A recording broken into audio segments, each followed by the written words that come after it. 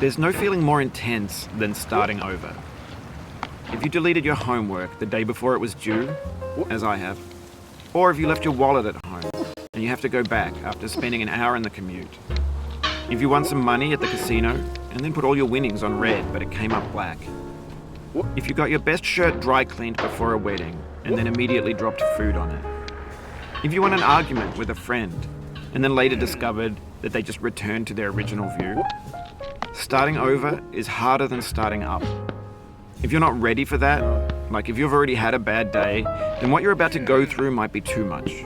Feel free to go away and come back. I'll be here. Alright, thanks for coming with me on this trip. I'll understand if you have to take a break at any point. Just find a safe place to stop and quit the game.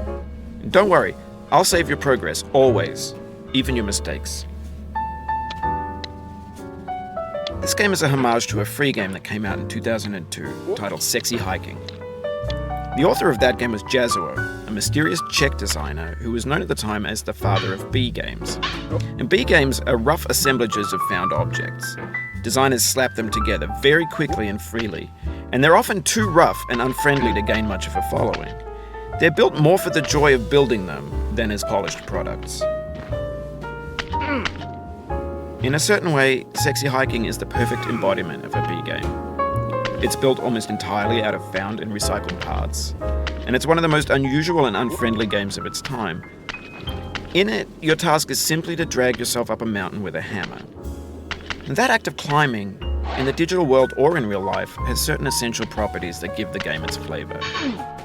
No amount of forward progress is guaranteed. Some cliffs are too sheer or too slippery. And the player is constantly, unremittingly in danger of falling and losing everything. Anyway, when you start Sexy Hiking, you're standing next to this dead tree that blocks the way to the entire rest of the game.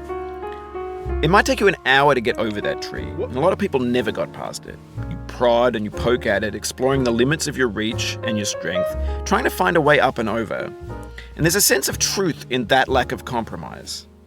Most obstacles in video game worlds are fake.